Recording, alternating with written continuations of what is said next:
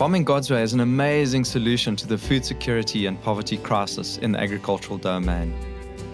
Farming God's Way is not just a technology, but a well-balanced biblical management and technological solution to equip you to use what God has put in your hands and reveal the fullness of Jesus' promised abundant life.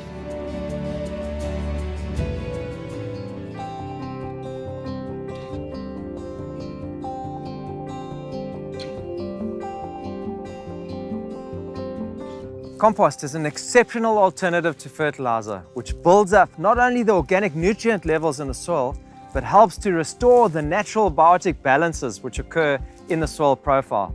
2 Corinthians chapter 9 verse 8 says, "And God is able to make all grace abound to you, that always, having all sufficiency in everything, you may have an abundance for every good deed." God's word is true. He's made a way for everyone to have the best quality soil supplement, compost. By putting back good quality compost into the soils, farmers can reap the same, if not better profitability in the long term when comparing to fertilizer usage. So, what exactly is compost? Compost is simply decomposed organic matter that has been broken down by microorganisms, especially bacteria and fungi. To ensure that our compost is of the highest quality, we must stick to the recipe and make it to a high standard. We suggest a compost pile size of 2 meters long by 2 meters wide by 2 meters high. This is small enough for a single person to work in just a few hours, while allowing for adequate internal temperature of the pile.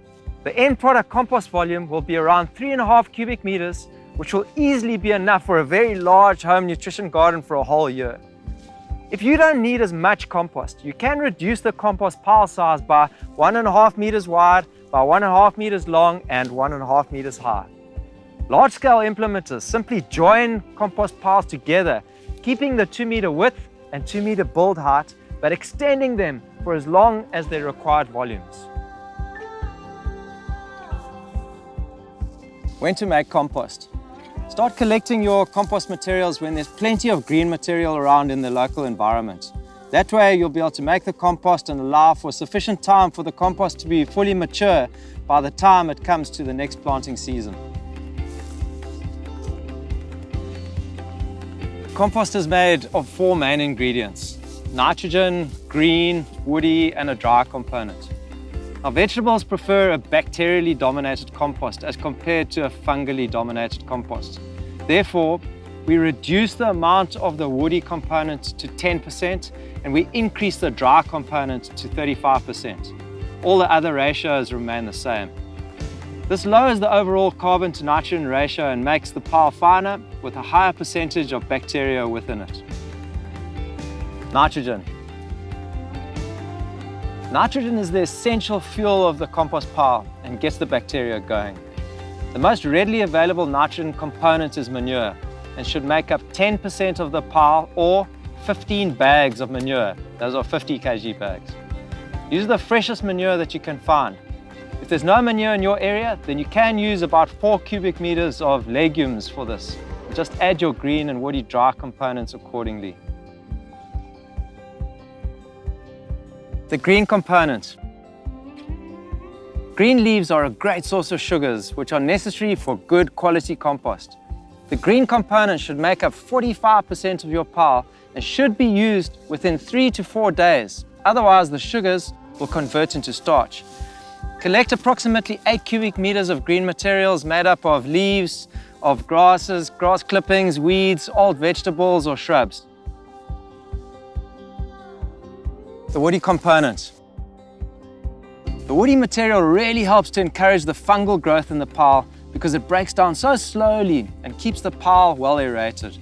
Collect approximately 2 cubic meters of woody materials to make about 10% of the pile, using maize cobs, stalks, branches, cardboard, wood chips, or even shavings. The dry component.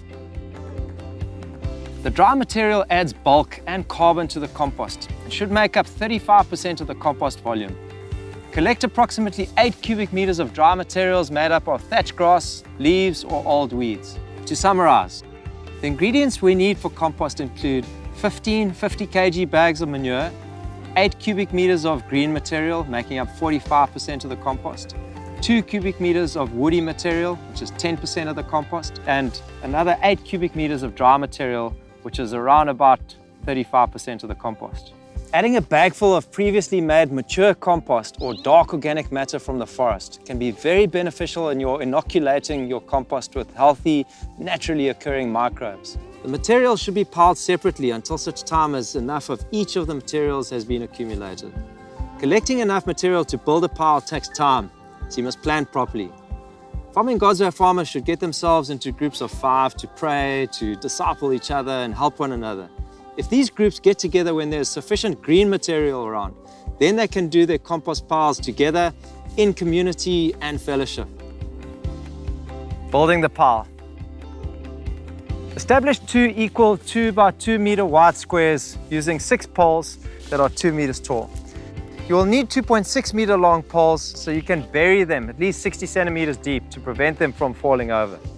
When building the pile, it's very important that the right ratios are maintained. The simplest way to achieve this is to build using alternative layers of the 4 main ingredients. As you build each layer, dunk the ingredients into a container of water before you place them so that you wet the layers thoroughly. A good wetting at the outset will mean you will probably only need to add water maybe once or twice during the whole turning process. Start with 5 centimeters of woody, then 15 centimeters of dry, then 20 centimeters of green, then 2 bags of well-wetted fresh manure on top of that. Keep on layering until you get to the 2 meter height.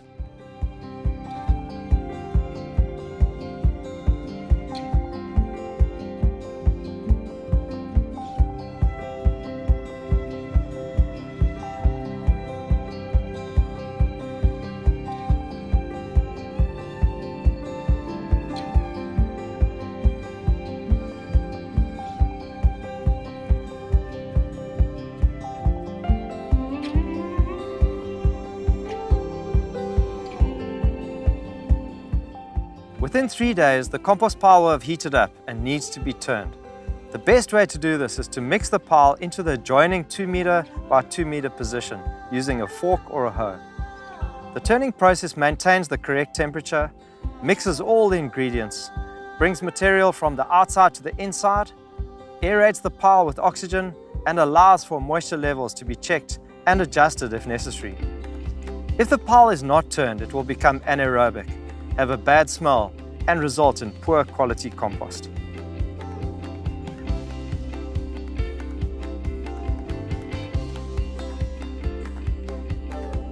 The compost gets hot very quickly because of all the bacterial activity. The ideal temperature of the compost should be maintained between 55 and 68 degrees Celsius to kill all seeds and unwanted pathogens. If you don't turn your compost, the temperature can easily reach well over 70 degrees, which is too hot and kills off all the desirable microbes, whilst burning off and wasting carbon. The most accurate way to determine the temperature is by using a compost probe. Turn the pile before the temperature reaches 68 degrees Celsius. A cheap alternative would be able to use an 8mm steel rod. After inserting it in for a few minutes, see if you can hold on to it for 5 seconds. If you can, the temperature is less than 68 degrees Celsius. If not, it's ready for another turn. A really simple turning cycle is to turn the compost every 3 days for the first 3 turns, and for every 10 days for the next 2 or 3 turns.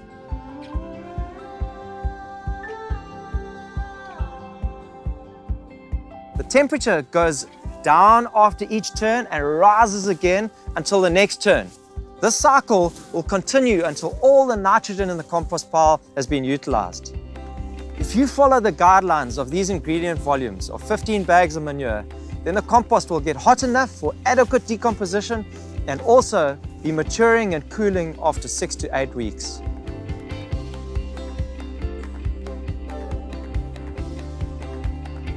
When turning, mix the different materials thoroughly, bringing the materials on the outside to the inside so that they can all get exposure to high temperatures, and the inside materials to the outside so that all the ingredients are exposed to the same decomposition processes. Moisture content.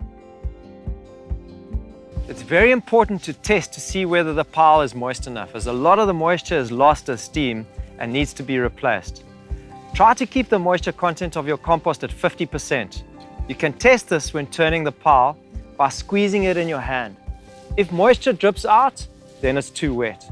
If no water drips out, but on opening your hand, the material does not hold its shape, then it's too dry, so add water.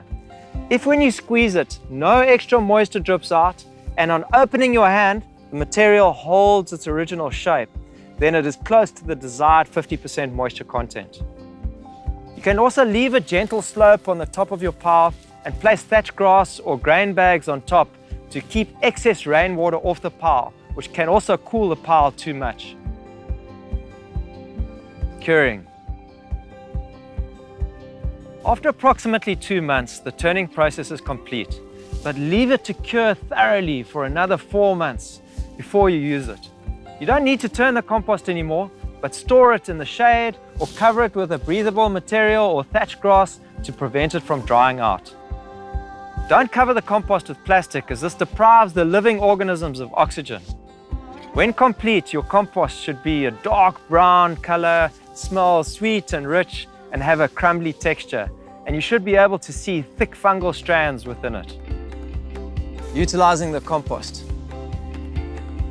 Compost is the input that we should see on every farm field as we teach farmers faithfulness with what God in His all-sufficiency has put in our hand. Compost can be utilized as a surface application or in planting stations or in furrows. The yield potential with good quality compost is very high, and the cost of producing it is only a few days' labor to collect the materials, to build, and to do the 5 or 6 turns. The opportunity to excel as a vegetable grower by cutting input costs and growing healthy, nutritious plants depends on what we put in.